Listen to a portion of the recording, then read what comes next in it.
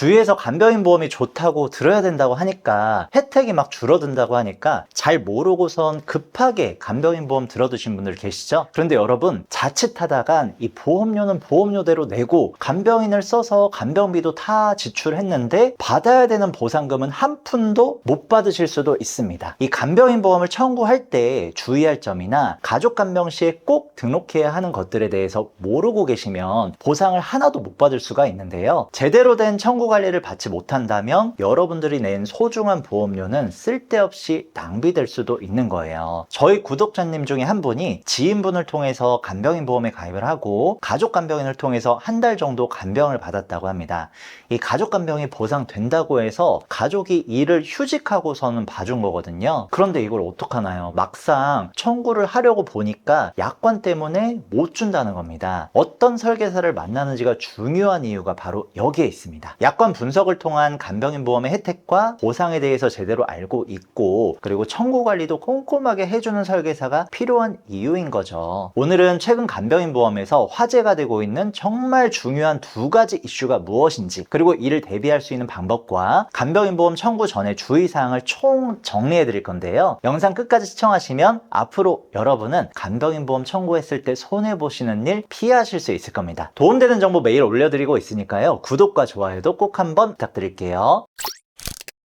먼저 최근 간병인 보험의 두 가지 이슈입니다. 첫 번째, 보장이 줄어들었다. 둘째, 보상받기가 까다로워졌다. 이 두 가지 이슈가 있음에도 저희 보험 신사를 통해 간병인 보험을 찾는 분들은 계속 늘어나고 있는데요. 많은 분들이 찾는 이유는 간단합니다. 간병인을 하루 쓰려면 11만 원 이상인데 한 달이면 벌써 330만 원이거든요. 이런 간병인 비용을 건강보험공단에서도 보조를 안 해주고 실비보험으로도 보상받을 수가 없다 보니까 오롯이 내 돈으로 전부 다 결제를 해야 되는 거예요. 짧은 입원이면 견딜만 하겠지만은 한 달에 330, 두 달이면 660, 세 달이면 990 이렇게까지 길어지면 결국에는 간병 파산까지도 이어질 수가 있는 거고요. 간병인 보험이 보장이 줄고 보상받기가 까다로워졌지만 여러분들께서 주의점에 대해서 잘 인지하고 현명하게 준비하시면 절대로 손해볼 일이 없으니까 걱정하지 않으셔도 됩니다. 자, 지금부터 속속들이 알려드릴게요. 현재 가입할 수 있는 간병인 보험은 간병인 사용일당과 지원일당이 있는데요. 지원일당은 보험사가 간병인을 구해서 직접 보내주는 보험을 말합니다. 가입자가 내는 돈이 없으니까 물가와 인건비가 올라가면서 생기는 간병비 부담을 덜 수 있는 보험이기도 하죠. 하지만 시간이 지나면 보험료가 올라갈 수 있는 갱신형 보험인데다가 미리 신청해야지 간병인을 보내준다는 점 때문에 갑작스런 사고로 당장 필요할 때 도움이 안 될 수 있다는 단점도 있습니다. 반면 간병인 사용일당은 직접 간병인을 찾아야 한다는 번거로움이 있고요. 가입할 때 정한 금액만큼만 지급하다 보니까 물가나 인건비 상승 시에 제대로 대처하기가 쉽지 않을 수 있어요. 다만 보험료가 고정되어 있는 비갱신형인 점과 약관상 가족이 간병인으로 일을 해도 보장해준다는 장점이 바로 있습니다. 또 최근에는 간병인 사용일당이 약점이라고 이야기했던 물가 인건비 상승을 대비한 체증형 보험이 등장을 하면서 이 인건비 부담이 줄어들기도 했고요. 여기에 간병인 어플도 발달을 하면서 간병인 찾는 게 예전보다 정말 쉬워진 데다가 가족이 간병해도 보장한다는 장점까지 더해져서 간병인 보험 하면 간병인 사용일당을 추천드리는 분들이 많아졌습니다. 실제로도 많은 구독자님들이 간병인 사용일당을 많이 물어보시더라고요. 일반적인 간병인 보험은 상해 또는 질병에 의해서 입원했을 때 간병인을 고용하게 되면은 일반 병원은 하루에 15만원, 요양병원은 하루에 5만원, 간호간병 통합서비스는 하루에 7만원을 보장해줍니다. 그런데 여기에 체증형 방식으로 가입을 했다면 20년 뒤에 일반 병원에서 간병인 사용 시에 30만원, 요양병원 10만원, 간호간병 통합 서비스는 14만원을 받게 되는데요. 물론 모든 회사가 체증형을 판매하는 것도 아니고 체증되는 방식에도 차이가 조금은 있습니다. 자, 깔끔히 제가 표로 정리해 봤는데요. 체증형 간병인 보험을 판매하는 3개 회사입니다. 일단 3개사 모두 20년 뒤 2배로 증가하는 건 같습니다. 하지만 A사는 5년 주기마다 체증되는 구조인 반면 C사는 중간 체증 과정 없이 20년 있는 뒤에만 올라가게 설계가 되어 있죠. A사와 B사를 연령과 성별에 따른 보험료 차이를 한번 비교해 보면요, 전반적으로 남자는 B사가 저렴하고 여자는 A사가 저렴한 걸 알 수가 있습니다. 이런 체증형 구조는 최근 보장이 줄어든 간병인 보험의 한도 부족 문제도 어느 정도 보완해 줄 수가 있는데요, 실제로 24년 5월 이전만 해도 일반 병원에서 간병인 사용 시 20만원까지 지급해 주던 회사도 10만원, 15만원으로 보장이 다 줄어들었거든요. 젊은 층에겐 15만원도 부족하다고 느끼실 수 있겠죠. 그래서 이 체증형 보험은 바로 간병인을 즉시 써야 될 수도 있는 중장년층보다는 가입하고 오랜 기간 유지해야 할 수도 있는 이 젊은 분들에게 적합한 상품이 아닐까 싶습니다. 자, 정말 중요한 두 번째 이슈, 바로 약관의 변경에 따른 보험금 미지급 사례와 이에 대한 대책에는 무엇이 있는지 이어서 한번 살펴볼 텐데요. 첫 번째 사례입니다. 간병인으로 등록된 지인을 간병인으로 고용한 뒤에 청구하니까요, 서류 미비를 이유로 지급을 보류했거나 또는 추가 서류 제출을 요청받았다고 합니다. 작년 11월 금감원은 간병인 사용 일당과 관련된 보험금 부지급 피해를 예방하고 과잉 청구 등 도덕적 해이 문제를 이유로 약관을 개정하겠다고 발표를 했는데요, 약관을 어떻게 바꿨는지 한번 살펴보면 간병인의 정의에 간병인 중개 서비스, 즉 헤어네이션과 같은 어플리케이션도 가능하게끔 약관을 통일하겠다라고 했습니다. 단 이 어플이나 간병인 업체가 직업안정법상 직업소개사업으로 등록되어야 가능하다라고 말을 했는데요, 우선 보험 가입자가 어플에 간병인 모집 공고를 올려야 되고요, 간병인 역할을 할 가족이 공고에 지원을 하면 가입자가 가족분을 간병인으로 고용하는 구조로 진행이 됩니다. 가입자와 가족 사이에 있는 업체가 바로 이 약관상 직업소개사업으로 등록되어 있어야 한다는 건데요, 구독자님의 경우에는 이를 통해서 계약한 업체가 여기에 등록이 되어 있지 않았었던 거죠. 앞선 사례의 경우에 진짜 간병인의 역할을 수행했는지를 입증하는 서류를 추가로 요청받게 된 건데요, 두 번째 변경된 개선 방안을 보면 간병인 사용 계약서, 근무 일지, 간호 기록 등을 추가로 요청할 수 있다고 되어 있습니다. 이제는 진짜 간병이 필요한 사람이 간병인을 썼을 때에 한해서만 지급해 주겠다는 의지가 반영된 걸로 보이네요. 두 번째, 보험금을 못 받은 사례인데요, 간병인 보험의 특약 중에 요양병원에서 간병인을 사용했을 때 5만원씩 지급해 주던 보험 기억나실 겁니다.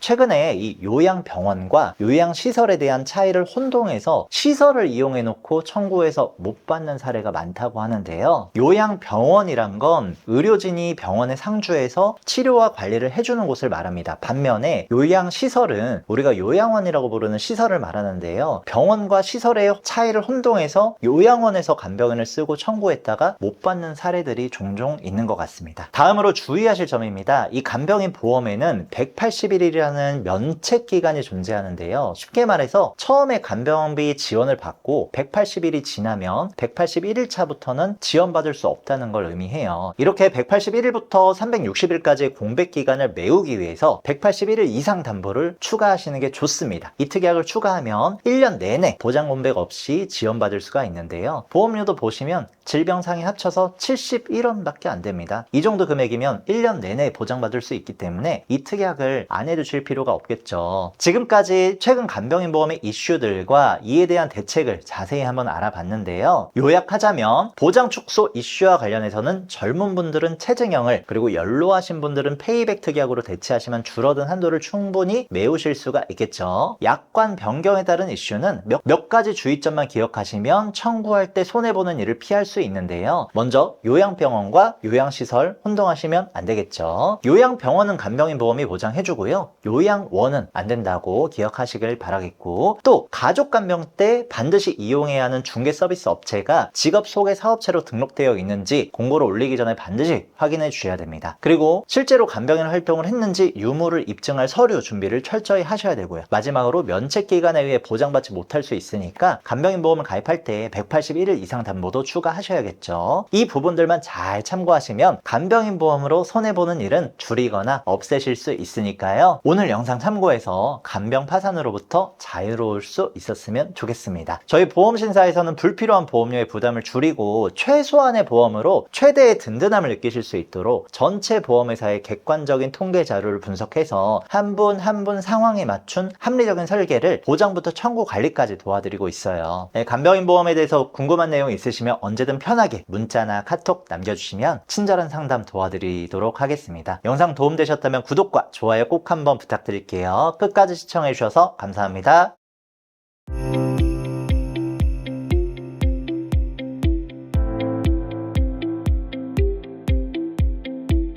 본 광고는 심의 기준을 준수하였으며 유효기간은 심의일로부터 1년입니다.